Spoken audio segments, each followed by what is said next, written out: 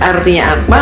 Dusta untuk syiar agama menurut Kristen boleh-boleh saja.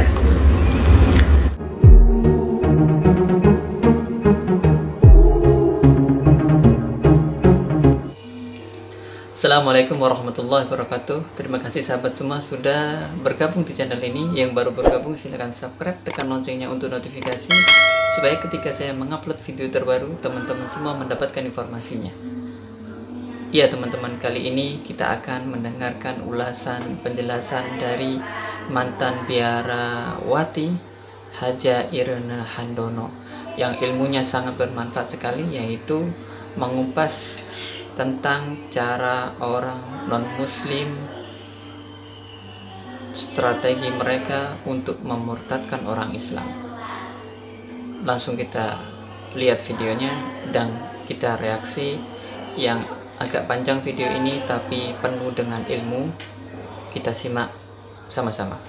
Bismillahirrahmanirrahim. Assalamualaikum warahmatullahi wabarakatuh.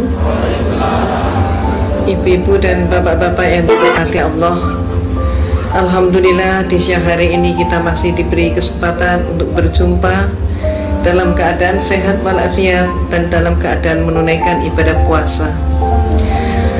Dan saya pun mohon maaf yang sebesar-besarnya atas keterlambatan saya, tapi alhamdulillah Allah pun masih berkenan untuk menakdirkan kita berjumpa.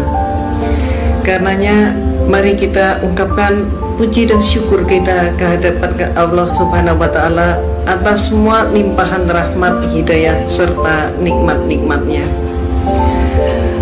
Alhamdulillahirrahman, alamal Quran, khalaqal insana alamahul bayan. Ashadu alla ilaha illallahul wahidul qahar, al azizul ghafar, mukawwirul laili ala nahar. Wa ashadu anna Muhammadan abduhu wa rasuluh wa habibuhu wa khaliluh. Allahumma sholli ala sayyidil mursalin wa ala alihi wa sahbihi ajmain wa man tabi'ahum bi isanin ila yaumidin. Amma ba'd.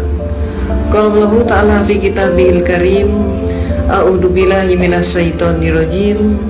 Bismillahirrahmanirrahim.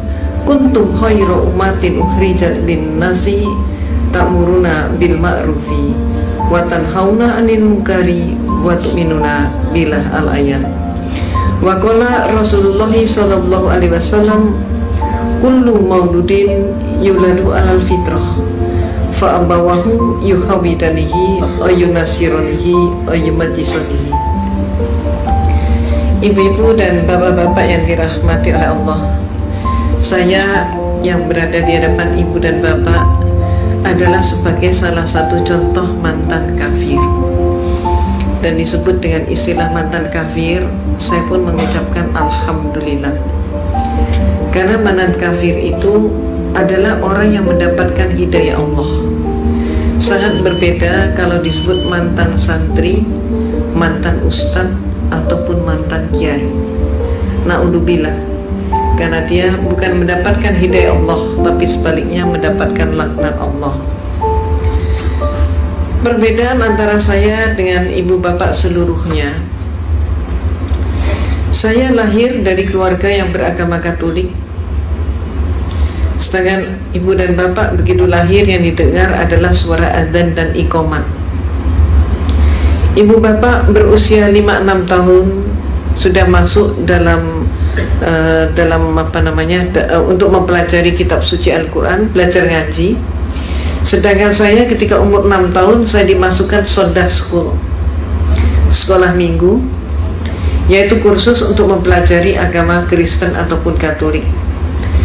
Dan saya mendapatkan prioritas, yaitu menikmati Sunday School secara privat yang diberikan oleh seorang Mother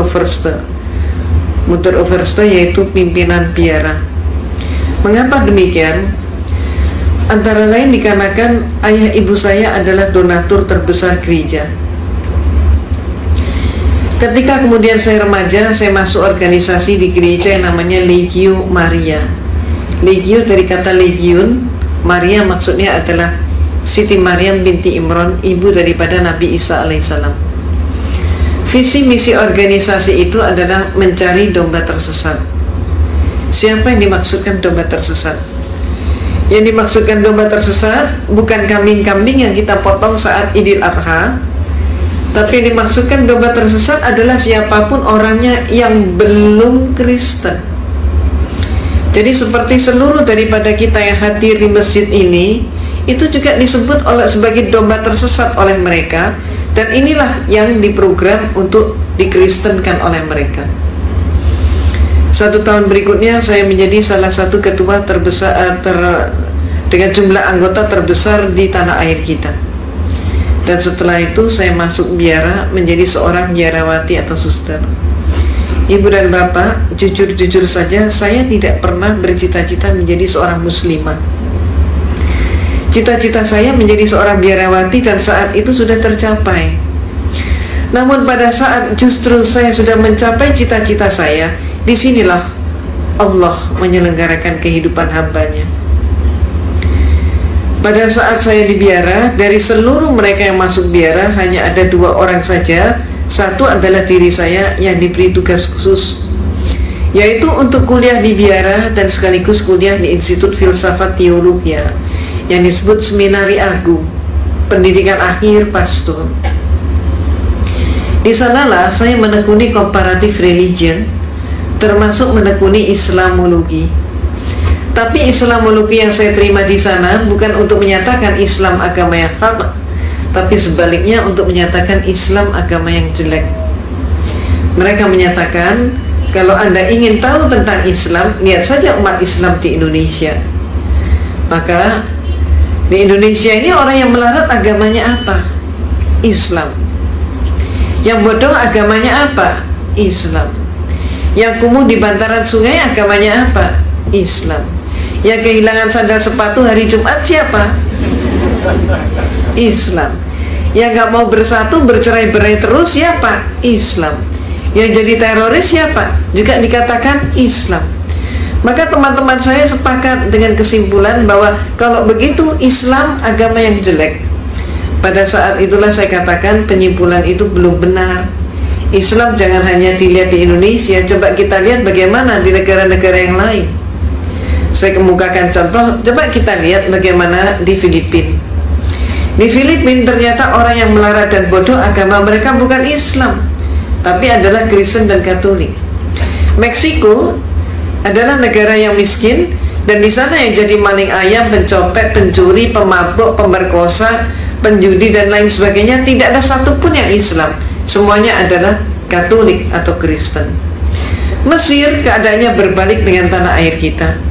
Kalau di Indonesia kita berbicara tentang pembantu rumah tangga dan dikatakan beragama Islam, majikannya banyak yang non-Islam. Tapi kalau di Mesir terbalik. Di Mesir justru majikan beragama Islam dan pembantunya justru Kristen dan Katolik, dan selaris yang paling murah mereka datangkan dari Filipina yang beragama Katolik. Irlandia adalah sebuah negara yang tidak pernah selesai dengan konflik internal antara selatan dan utara, dan yang konflik itu tidak melibatkan seorang pun yang Islam. Semuanya yang konflik adalah orang Protestan dengan orang Katolik. Mereka itulah yang saling membantai dan saling membunuh. Dan oleh masyarakat Eropa yang dijuluki sebagai teroris itu adalah Irlandia, dengan julukan khusus sebagai teroris Eropa. Lebih lanjut lagi kita ke Italia. Di Italia yang menjadi gembong obat bius dan perjudian, tidak ada satupun yang Islam. Semua mafioso beragama Katolik.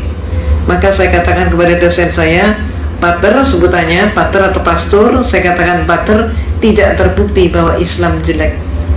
Maka saya kemudian mengajukan solusi sekaligus usul, minta izin untuk mempelajari Islam dari sumbernya sendiri. Izin diberikan, tapi dengan satu instruksi, mencari kelemahan Islam. Inilah untuk pertama kali saya berkenalan dengan Islam. Pertama kali saya ngaji, saat itu saya masih di biara dengan kapasitas sebagai seorang biarawati. Tapi ketika saya memandang kitab suci Al-Quran, melihat huruf hijaiyah, saya pun jadi bingung. Ayat ini mana yang depan, mana yang belakang, mana yang atas, mana yang bawah, bingung sekali. Saya amati bentuk hurufnya, lebih bingung lagi. hurufnya ini kok panjang-panjang, bulat-bulat seperti cendol.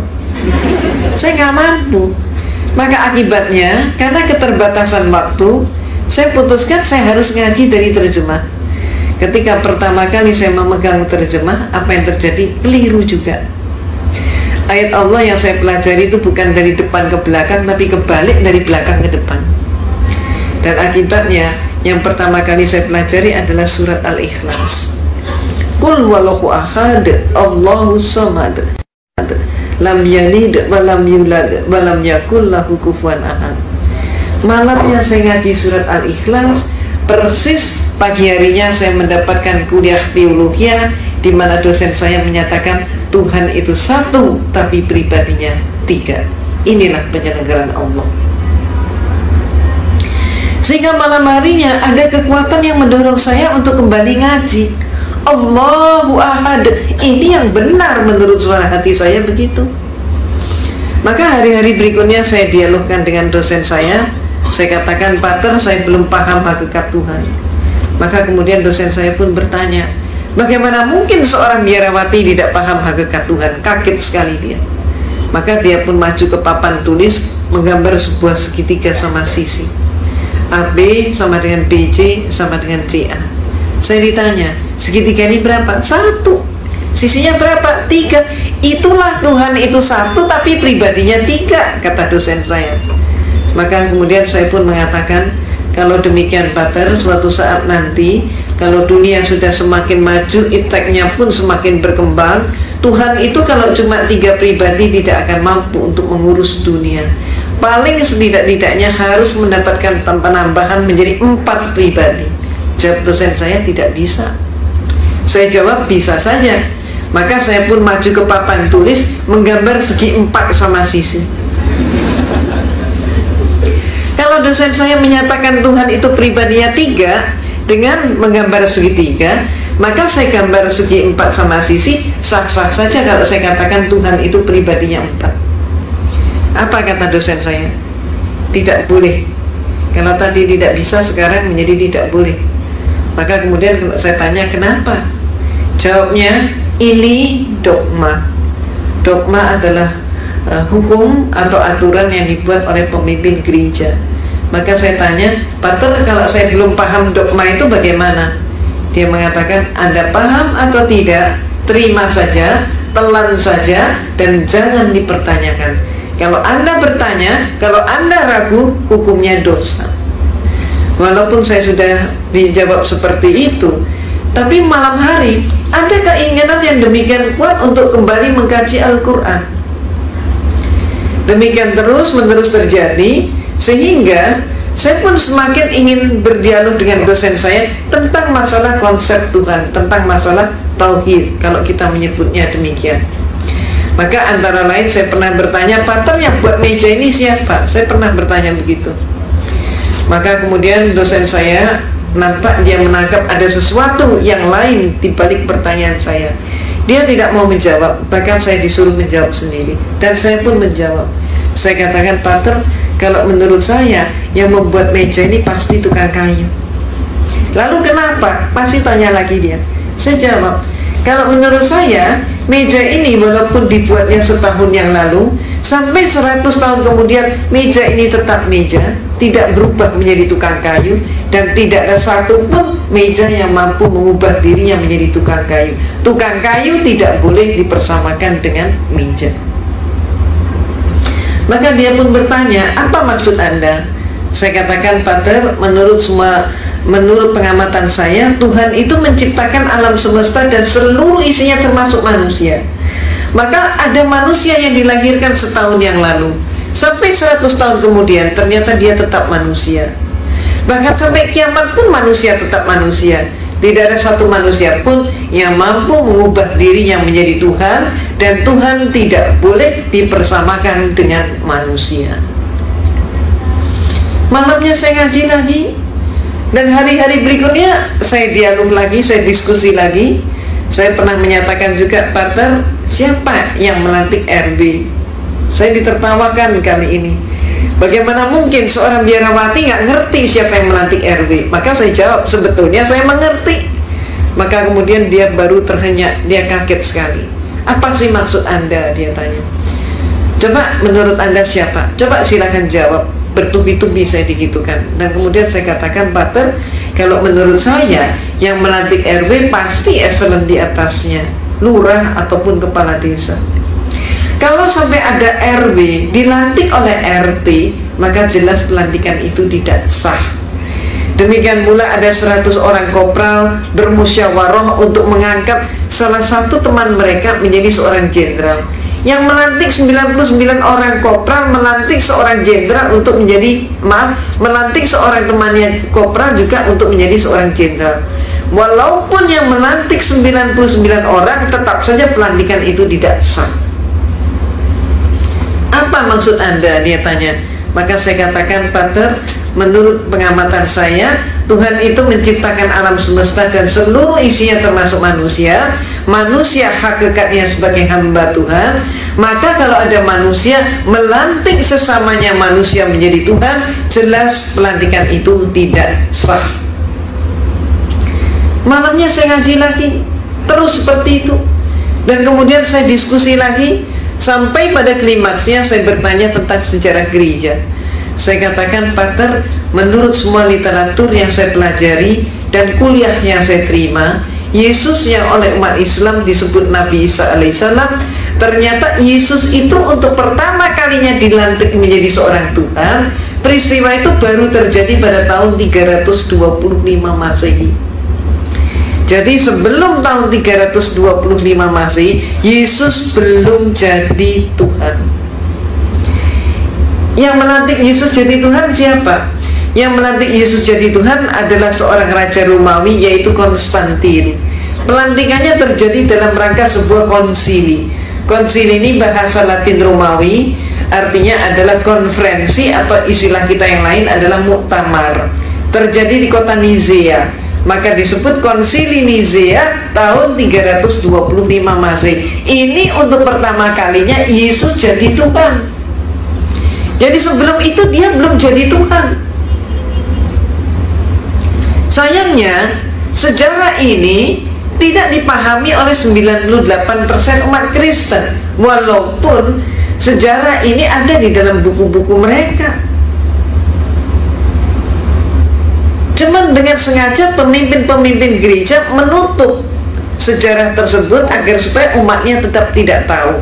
Kenapa? Kalau sampai umatnya tahu, umatnya akan terguncang sekali kalau mengetahui Yesus diproses dari manusia menjadi Tuhan, dan yang melantik adalah seorang manusia. Maaf, keadaan yang terjadi di tanah air kita, Kristennya sendiri juga nggak ngerti konsep ketuhanan Yesus, tidak tahu sejarahnya. Mereka kemudian menyerang kita umat Islam dengan program kristenisasi dan pemurtadan, sedangkan kita umat Islam juga sayangnya gak tahu sejarah itu. Itu sebabnya apa yang saya informasikan ini termasuk menjadi bekal dakwah kita. Kalau ada serangan, katakanlah yang hak itu hak, yang batil itu batil. Sejarah ini perlu diungkap. Nah, Ibu dan Bapak yang dirahmati oleh Allah, maaf saya berbicaranya terlalu cepat nggak? Nggak apa-apa ya, karena kan berburu dengan, maaf, berburu membuat efisien waktu. Kok malah ditaruh di atas meja?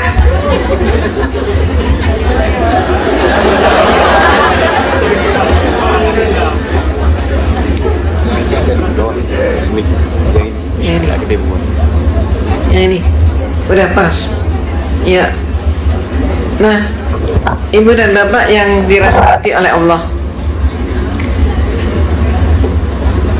orang Kristen seringkali tidak mengetahui konsep ketuhanan mereka sendiri. Saat ini kita memasuki bulan, kita sedang melaksanakan ibadah puasa. Setelah kita puasa, maka berikutnya lagi kita akan melaksanakan Idul Fitri, dan kemudian sebaliknya umat Kristen akan melaksanakan, setelah kita puasa selesai Idul Fitri, mereka Natalan.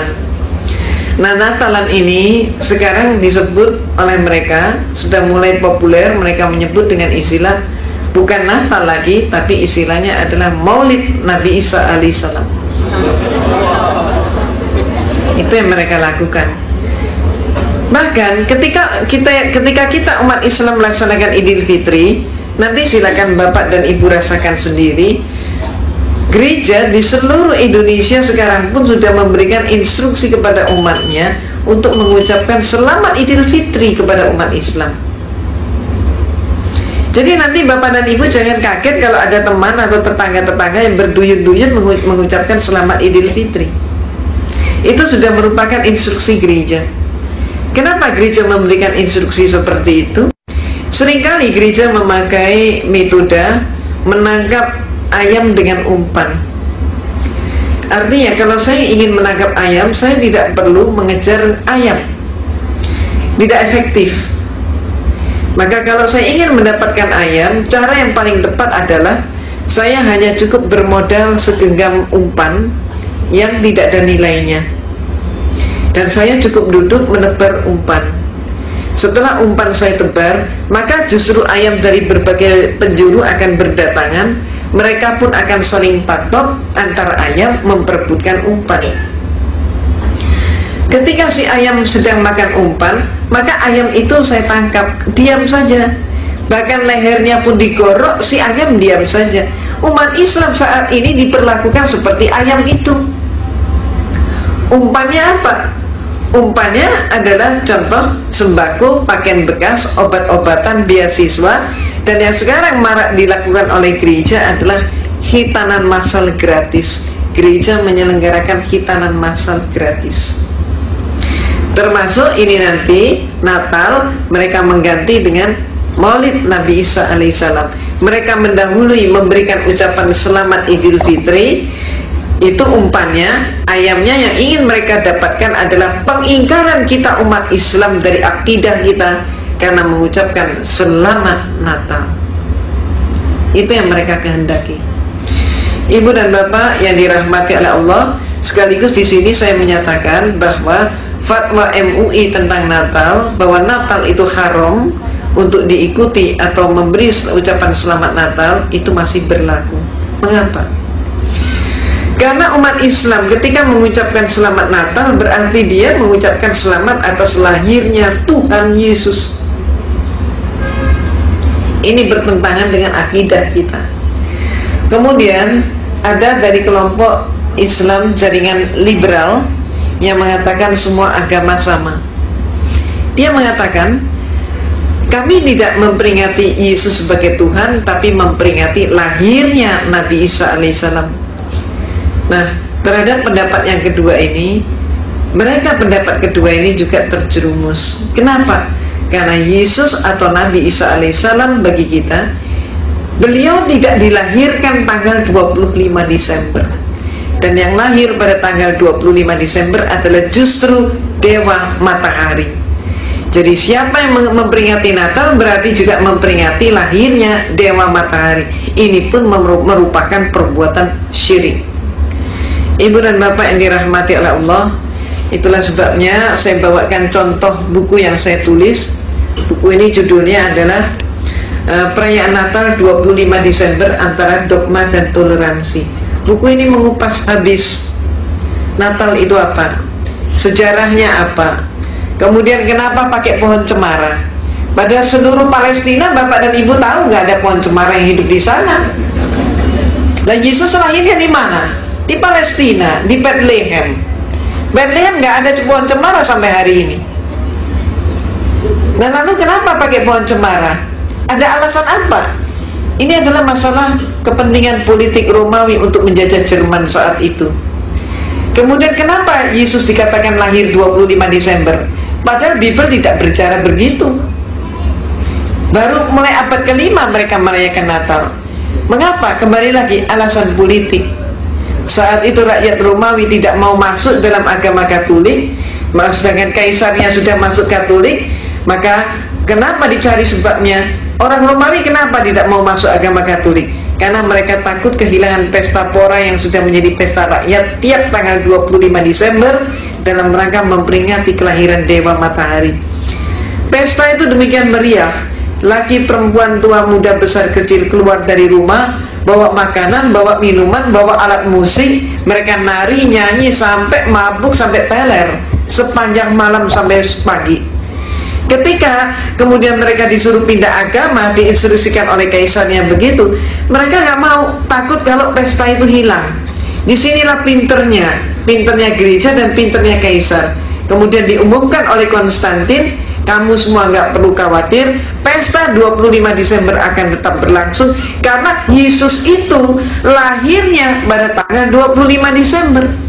Orang Romawi yang menyembah dewa matahari diberitahu bahwa Yesus lahirnya tanggal 25 Desember. Mereka menyimpulkan, oh kalau begitu Yesus adalah putra dewa matahari. Diiyakan oleh gereja dan oleh Konstantin.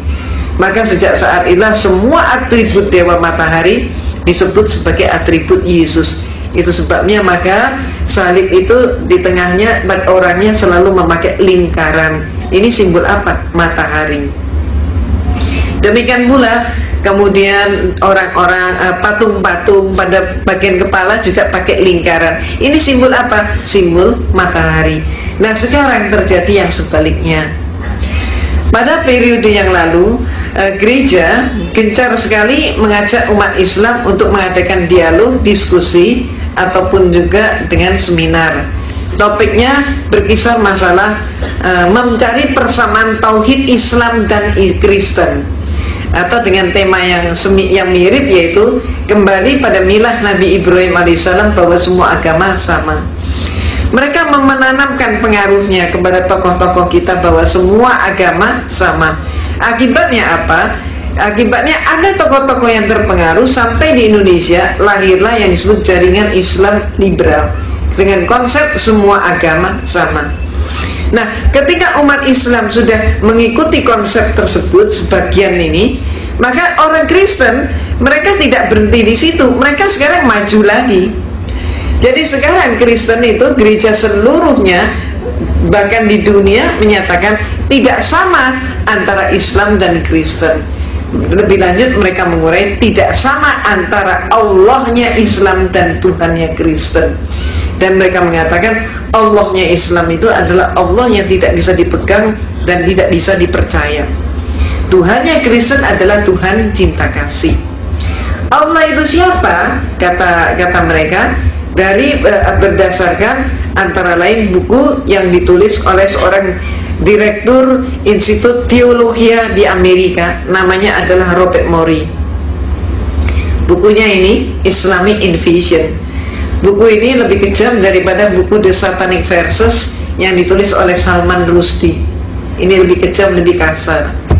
Dan buku ini sekarang sudah menjadi panduan pendeta dan penginjil di seluruh dunia. Ini hanya kulitnya yang berbahasa Inggris, dalamnya sudah berbahasa Indonesia.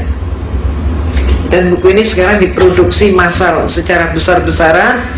Dan karena dipikir oleh mereka kita umat Islam masih diam, maka buku ini pun berlanjut. Bahkan mereka memakai komik-komik, dan komiknya setiap ibu bapak bisa mengaksesnya lewat internet. Pernah baca? Ada yang pernah baca? Nah, seperti ini. Ini komik yang timbul akibat daripada buku Islamic Invasion karya Robert Morey.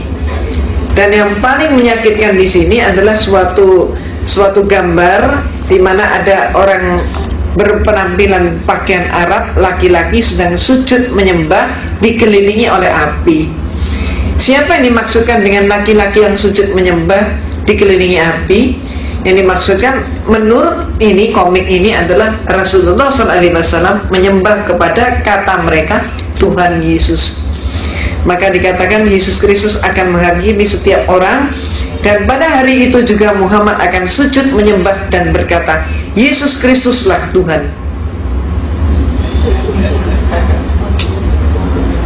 Ini sehingga ini yang perlu kita ketahui. Kemudian Rasulullah SAW pun dihujat di dalam buku ini. Dikatakan Rasulullah itu adalah seorang penderita penyakit epilepsi, dan Rasulullah menerima penyakit epilepsi itu dari ibunya Siti Aminah. Rasulullah adalah seorang pembual, pembohong, maka Rasulullah pun kemudian berkelainan jiwa. Ketika Rasulullah kejang, kemudian menggigil kedinginan sehingga diselimuti oleh Siti Khadijah radhiyallahu anha, umat Islam meyakini bahwa Rasulullah menerima wahyu. Menurut Robert Morey, padahal tidak demikian.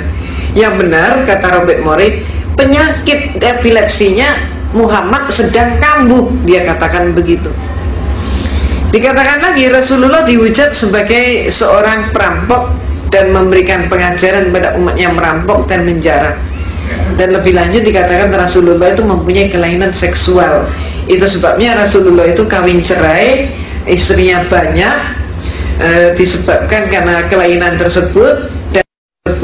Dan di dalam buku ini juga dikutip sederetan nama perempuan pemuas nafsu seksual Rasulullah.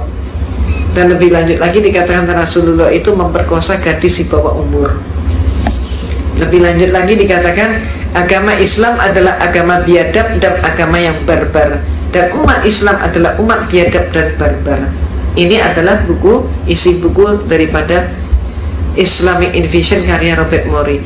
Buku ini menyebabkan saya merasa berkewajiban untuk menjawab. Sebab buku ini kalau tidak dihentikan akan memakan korban yang cukup banyak. Umat Islam yang tidak paham tentang Islam akan dimurtadkan, dan juga akan terjadi kesalahpahaman yang jauh lebih dalam. Itu sebabnya maka saya menulis sebuah buku yang berjudul Islam Dihujat. Ini untuk menjawab bukunya Robert Morey dengan judul tadi. Dan buku ini usianya baru meluncur 10 hari. Ini sangat manfaat, dan memang buku ini sangat ditunggu-tunggu oleh MUI maupun juga Departemen Agama dan seluruh tokoh-tokoh kita. Buku ini insya Allah akan sangat bermanfaat. Banyak sekali tuduhan Robert Morey yang kita umat Islam tidak pernah berpikir bahwa akan ada tuduhan seperti itu. Contohnya termasuk antara lain, Robert Morey menyatakan Rasulullah SAW ketika akan meninggal panas atau demam tinggi. Nah, kemudian Robert Morey dengan liciknya dia memberikan berbagai argumentasi yang menyatakan saat itu sebetulnya demamnya Rasulullah itu disebabkan Rasulullah diracun oleh orang perempuan. Jadi meninggalnya Rasulullah itu karena diracun perempuan. Ini mereka ingin membuat persamaan bahwa Yesus mati dibunuh versi mereka. Di sini mereka juga ingin membuat sama bahwa Rasulullah pun dibunuh oleh perempuan. Kalau Yesus matinya dibunuh terhormat, pikir mereka, kalau Rasulullah matinya adalah tercela karena dibunuh perempuan. Jadi akal-akal mereka yang sangat picik dan sangat licik. Buku ini andai kata di antara bapak dan ibu ada yang menginginkan, karena demikian banyak yang pesan, ini bisa didapatkan di Kerinci 10 nomor 3 Majestic, depannya Masjid Al-Ihsan, barangkali secara kolektif saja. Demikian pula untuk mengupas atau menguak tentang Natal tadi yang sangat menyesatkan kita umat Islam, terutama dari golongan muda, maka saya juga mengarang buku yang berjudul Perayaan Natal 25 Desember Antara Dogma dan Toleransi. Buku ini sangat manfaat, dan alhamdulillah kebesaran Allah, keagungan Allah semata, buku ini alhamdulillah sudah cukup banyak menghantar orang Kristen menjadi Islam. Mereka setelah baca buku ini mereka menjadi sangat ragu, terguncang. Maka kemudian bertanya-tanya agama yang hak itu yang mana. Akhirnya mereka pun mengucapkan 2 kalimat syahadat. Saya sangat menganjurkan ibu dan bapak, buku ini ganti cetaknya hanya 7.500. Jadi berdakwah hanya dengan modal 7.500 rupiah. Jadi insya Allah sesekali barangkali jatahnya bakso di luar Ramadan digantikan dengan ini. Ini akan sangat manfaat. Silakan juga dihadiahkan kepada mereka-mereka yang sangat membutuhkan. Ini merupakan cara dakwah kita. Ibu dan bapak yang dirahmati oleh Allah, pemurtadan dan kristenisasi di Indonesia berjalan dengan sangat marak, karena itu sudah merupakan program dunia, dan itu bisa dilihat antara lain di majalah Times yang terbit Juni 2003. Times yang ini di Indonesia hanya beredar beberapa hari dan setelah itu hilang dari peredaran. Kenapa? Karena Times yang ini mengungkap tentang program kristenisasi dunia.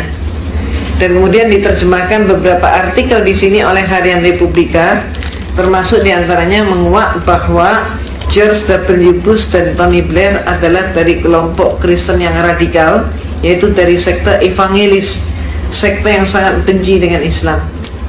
Dan kemudian juga dimuat tentang peta kristenisasi dunia, di mana Indonesia, tanah air kita, sudah masuk dalam peta itu dengan warna yang sama dengan negara Filipina, yang negara Filipina adalah negara Katolik. Indonesia warnanya sama dengan Filipina. Mengapa orang Kristen mengkristenkan kita umat Islam? Ini yang seringkali tidak diketahui oleh kita. Kita umat Islam seringkali beranggapan bahwa orang lain sama dengan kita. Kita seringkali juga mengukur orang lain dengan ukuran diri kita. Kalau kita senang makan sate, kita anggap semua orang juga senang makan sate, padahal tidak demikian. Kita mempunyai kitab suci Al-Quran yang hak, kita pikir mereka juga punya kitab yang hak. Di dalam ayat Al-Quran ada rambu-rambu tentang dakwah.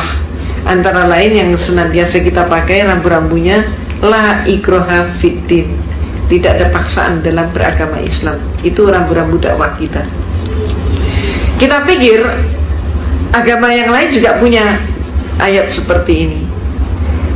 Antar umat beragama, maka ayat Allah yang mengatur adalah lakum dinukum waliyadin. Kita pikir mereka juga punya konsep toleransi yang sama dengan kita. Kenyataannya tidak demikian. Saya yang menekuni bidang perbandingan agama dan mempelajari kristologi sangat-sangat tahu bahwa kedua ayat itu hanya ada di dalam kitab suci Al-Quran dan tidak ada pada semua kitab yang lain. Yang ada pada Bible ayatnya bunyinya, carilah domba tersesat, kabarkanlah Injil ke seluruh penjuru dunia, dan jadikan seluruh penjuru dunia sebagai muridku. Jadi ayat ini kedudukannya sebagai ayat perintah, hukumnya wajib. Apa maksudnya ayat perintah dan hukumnya wajib? Seperti kita umat Islam, oleh Allah diberi kewajiban menegakkan sholat 5 waktu. Maka kalau ada umat Islam sekian tahun dia tidak sholat, belum keburu sholat, dia dijemput pulang oleh malaikat. Dia masuk mana? Masuk surga atau masuk neraka? Masuk neraka karena meninggalkan wajib sholat yang hukumnya wajib. Demikian pula orang Kristen, apabila seumur-umurnya dia tidak mampu menghasilkan domba tersesat, maka kalau mati dia pun masuk neraka. Nah ini yang saya mau mengharap Bapak dan Ibu sudah saat ini sudah mulai paham. Itulah sebabnya kristenisasi itu terjadi di mana-mana. Sepanjang ada orang Kristen, di situ pun pasti terjadi kristenisasi. Dan itu sebabnya Allah pun antara lain itu sebabnya Allah pun berfirman untuk mengingatkan kita umat Islam, yaitu di dalam surat Al-Baqarah ayat 120, walan tardo ankal yahudu walan nasoro hatta tatabi'a milatahum al-ayat. Tidak akan berhentinya Yahudi dan Kristen mempengaruhi kamu sampai kamu yang Islam masuk dalam milah mereka. Milah itu bisa diartikan agama, bisa diartikan pola pikir, bisa juga diartikan dengan budaya. Artinya apa? Ayat Allah ini memberikan peringatan pada kita bahwa orang Kristen itu sampai kapanpun akan berjuang untuk memurtadkan kita umat Islam dengan berbagai macam cara. Di Indonesia, kalau umat mereka masuk dalam suatu komunitas di mana umat Islam butuh bantuan sosial, maka mereka di situ bagi sembako, pakaian bekas, obat-obatan, beasiswa, hitanan massal gratis itu. Tapi kalau mereka masuk dalam suatu komunitas di mana umat Islamnya tidak butuh bantuan sosial, maka mereka mengatakan biar saja KTP-nya tetap Islam, biar saja identitasnya tetap Islam, yang penting pikirannya diubah sama menjadi pikiran Yahudi atau Kristen, minimal sekuler, minimal mengatakan semua agama sama. Contohnya begitu. Kalau mereka kemudian mengerjakan tentang pengubahan pola pikir, itu pun bisa kita lihat dari peristiwa Sistignas kemarin. Ada apanya dengan Sistignas kemarin? Mengapa Kristen menolak Sistignas? Ini terungkap dari sebuah majalah yang antara lain yang terbit di Amerika, majalah Fortune, Juli 2001. Dari Juli 2001 yang lalu, majalah Fortune sudah mengingatkan kita umat Islam.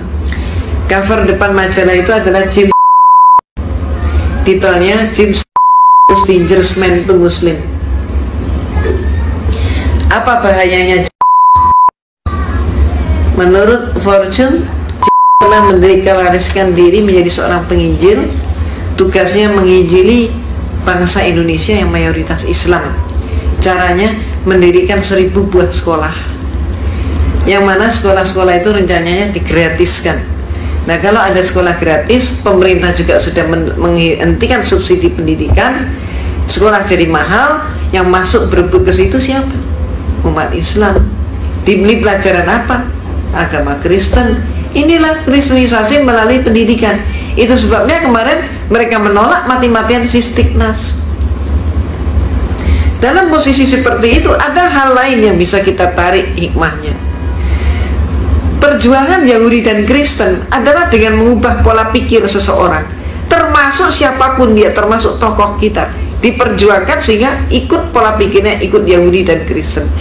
Peristiwa Sistignas kemarin membuktikan kepada kita ada seorang tokoh yang juga mengganjal Sistignas, ikut dengan pola pikir mereka dengan menyatakan urusan moralitas bukan merupakan urusan negara.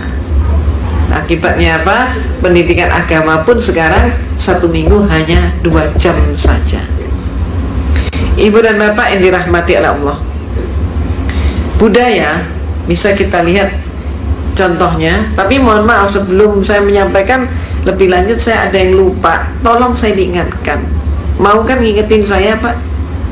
Ibu-ibu jangan juga mau kan? Itu Valentine Day itu tanggal berapa? Ya, 14 Februari. Kalau hari Natal tanggal berapa? 25 Desember. 1 Muharram kemarin tanggal berapa?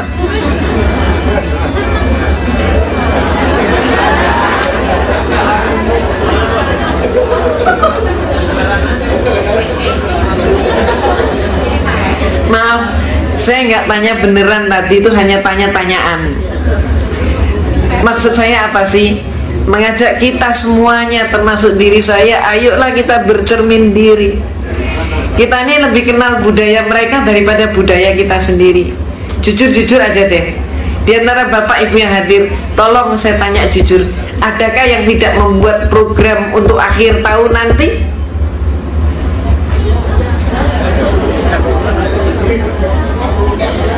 Saya tanya deh. Kebanyakan di antara kita itu sudah punya program nanti akhir tahun mau kemana, di mana, acaranya apa.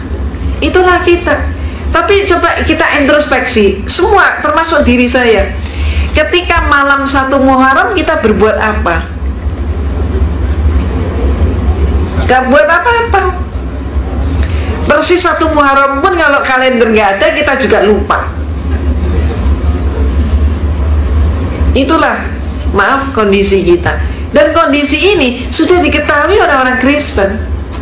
Contoh lagi, 1 tahun yang lalu kalau saya bertanya kepada ibu-ibu majelis taklim, ibu pernah tahu biarawati, suster? Ada yang bilang belum, 1 tahun yang lalu. Tapi masuk tahun 2003, seluruh tanah air kita kalau saya tanya, ibu pernah lihat biarawati? Tahu? Tahu. Dari mana? Film. Apa namanya? Dulce Maria. Semua. Itu film Dulce Maria, itu film propaganda gereja Katolik, tapi pemirsanya justru kebanyakan umat Islam. Sukses dia. Coba ibu-ibu ya, nanti buktikan, bapak-bapak silakan buktikan. Pulang dari kantor nanti sore, tanya deh kepada anak tetangga. Anak kecil tuh ditanyain. Silakan tanya begini, Kamu ingat Dursi? Ingat. Ingat Sinchan itu? Ingat. Kemudian ubah ke pertanyaan, kamu ingat Hasan dan Husin? Siapa? Maaf, itu anaknya orang Islam 7 turunan itu. Hasan Husin nggak kenal. Begitu juga ibu-ibu yang nggak pernah ikut majelis taklim, tetangga ibu, bapak, silakan ditanya. Ibu ingat Sisilia? Ingat. Betty Rafia? Ingat. Cassandra? Apalagi Cassandra nangis, saya ikut nangis kok. Maria Mercedes? Oh, kenal. Silakan ganti pertanyaan. Siti Fatimah radhiyallahu anha? Jawabnya hanya satu kalimat pendek, putri Rasulullah, titik. Nggak kenal lagi. Padahal sekali lagi 7 turunan Islam. Inilah kondisi kita. Sekali lagi, kondisi ini sudah diketahui oleh orang-orang Kristen. Contohnya, ada seorang pendeta Kristen Betani, pemimpin gereja Betani, namanya Dr. Suradi. Dia praktek di Jalan Proklamasi tiap sore, prakteknya praktek gratis. Pasien yang datang dipersilakan makan minum dulu sampai puas, kemudian diperiksa, nggak dikasih resep, langsung kasih obat. Pulang seringkali masih diberi transport. Dia dalam berbagai seminarnya mengatakan, jangan takut-takut mengkristenkan umat Islam, karena umat Islam yang paham Al-Quran jumlah mereka tidak lebih dari cuma 2%. Maaf, tidak lebih dari cuma 10%. Ingin saya tanya pada Bapak Ibu, kira-kira benar nggak yang paham Al-Quran tidak lebih dari 10%? Prihatin kan? Ini saya bawa kaset. Berkenankah Bapak Ibu saya perdengarkan 1 menit? Boleh? 1 menit setengah?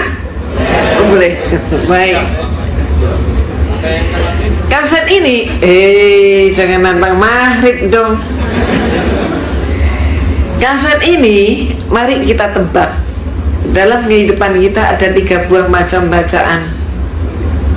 Bacaan pertama, kitab suci Al-Quran.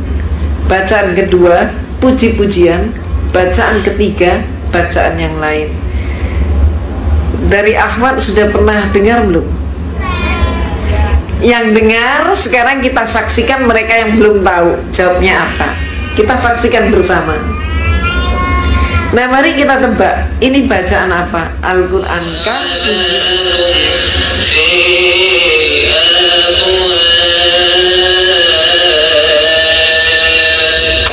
Kira-kira apa?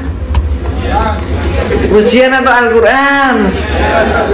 Al-Quran atau pujian? Gimana? Al-Quran atau pujian? Pujian atau Al-Quran? Baik, banyak yang menjawab pujian. Coba kita saksikan, apakah ini Al-Quran, pujian, atau yang lain. Mari kita saksikan, kita cermati jawaban mereka. Dari jawaban mereka itulah kita bisa menentukan bacaan tersebut bacaan apa. Coba kita amati.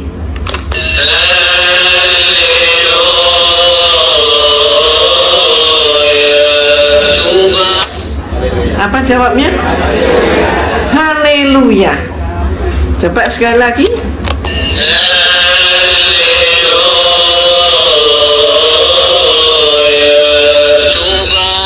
Haleluya. Jadi jelas haleluya itu bukan tilawatil Quran, bukan pujian. Haleluya adalah jawaban terhadap tilawatil Injil. Injil berbahasa Arab. Ini sekarang yang banyak sekali dipakai untuk memurtadkan umat Islam. Termasuk sebelumnya, ini bagus kah? Indah? Indah mana dengan yang ini? Yang pertama atau yang kedua? Yang kedua. Yang pertama. Sayangnya yang kita katakan indah ini bukan kaligrafi kita. Kedua-dua kaligrafi ini adalah kaligrafi Injil Matius.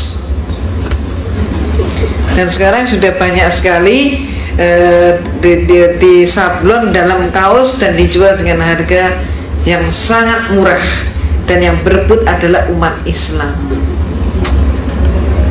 Di jalan proklamasi Bapak dan Ibu sejak 1 bulan yang lalu, siapa yang lewat di jalan proklamasi itu di traffic light di proklamasi itu ada laki-laki pakai baju koko, pakai kopiah putih, berjualan salib dan gambar-gambar Yesus. Ketika kemudian mereka ditanya, agamamu apa, begitu, kemudian mereka jawab, saya Islam. Loh, kalau kamu Islam, ngapain kamu kok dagangan seperti ini? Apa jawabnya? Semua mereka jawabnya sama, seperti sudah diatur jawabnya. Semua mereka menyatakan, daripada saya lapar atau daripada saya mencuri, itu jawabnya. Ternyata hasil dengan dialog dengan mereka itu dagangannya laku tidak laku setiap hari dibayar oleh gereja Rp25.000.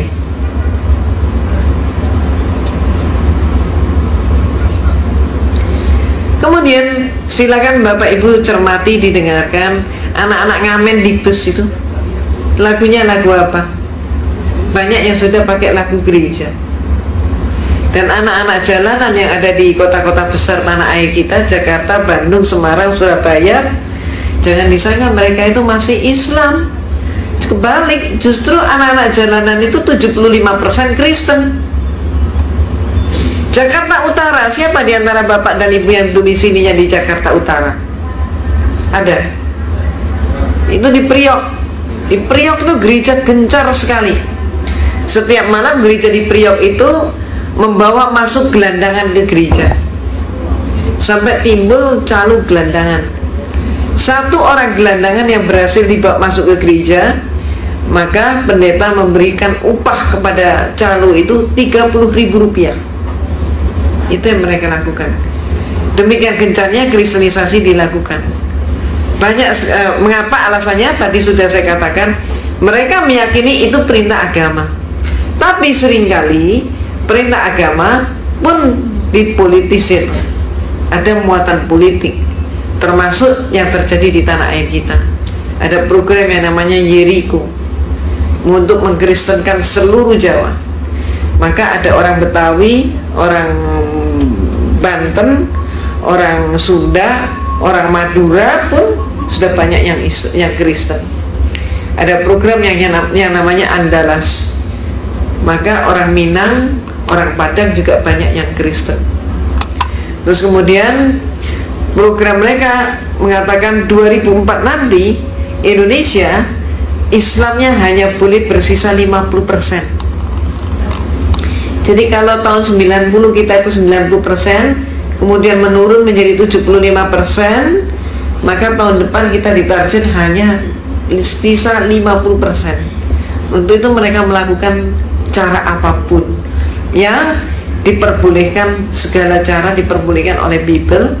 Kita lihat di dalam surat Roma pasal 3 ayat 7. Di situ ayatnya berbunyi, kalau karena dustaku kerajaan Allah semakin berkembang, kenapa aku masih dihukumi sebagai orang berdosa? Artinya apa? Dusta untuk syiar agama menurut Kristen boleh-boleh saja.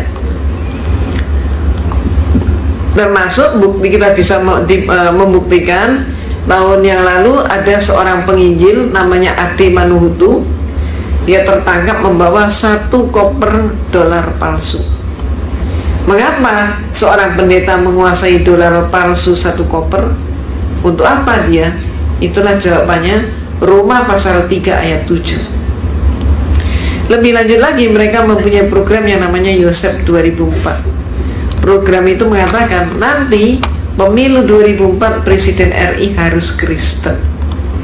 Nah, ini yang sudah ditanyakan oleh mereka. Sehingga terserah kepada kita, ibu bapak seluruhnya, kita mau nggak dipimpin Presiden Kristen?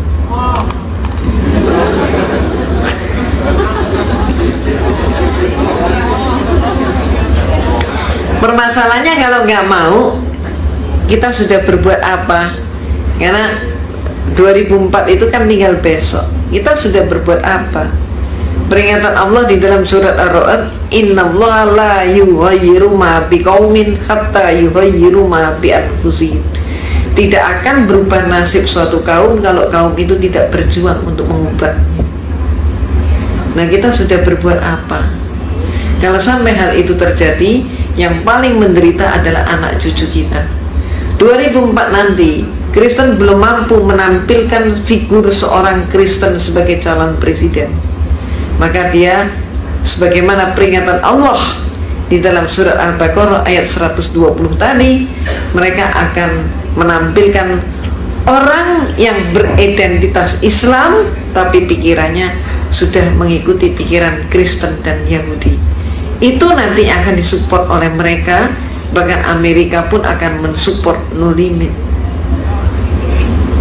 Maka perlu kita pertanyakan, kalau kita tidak menginginkan kesengsaraan menimpa anak cucu kita, maka mulai sekarang hendaknya kita pun merapatkan barisan. Lalu siapa yang jadi pemimpin kita? Siapa yang kita tokohkan? Jangan mencari idola siapapun kecuali Rasulullah Sallallahu Alaihi Wasallam. Dari mana kita memulai? Ibda binafsik, dari diri kita sendiri. Mulai sekarang hendaknya kita membendung pemurtadan.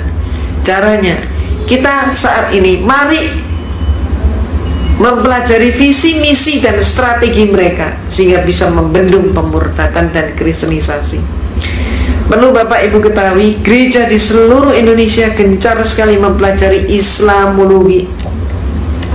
Maka mereka berhasil membuat demikian banyak brosur yang sepertinya brosur Islam tapi adalah brosur Kristen. Kenapa? Karena mereka mempelajari Islamologi, pakai ayat Al-Quran dan hadis Rasulullah, tapi semua ayat dan hadis yang dipakai sengaja dipelencengkan. Akademi kepolisian mempelajari kriminologi, bukan maksudnya supaya polisi menjadi penjahat, tapi supaya mampu menangkap penjahat. Demikian pula saat ini, karena Kristen sudah menyerang umat Islam untuk dimurtadkan sedemikian rupa, kita sudah waktunya untuk mengkaji visi misi strategi Kristen, bukan untuk menjadi orang Kristen, tapi menghentikan pemurtadan dan kristenisasi. Ini contohnya, ada sebuah institut teologi namanya Kalimatullah.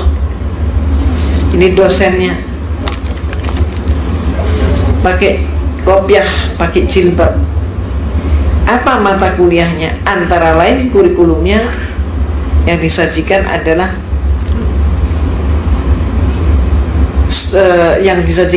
Islamologi sejumlah 18 SKS. Ada sekolah tinggi yang lain namanya Apostolos menyajikan Islamologi 36 SKS. Perlu kita introspeksi, kita sudah belajar Islamologi berapa SKS?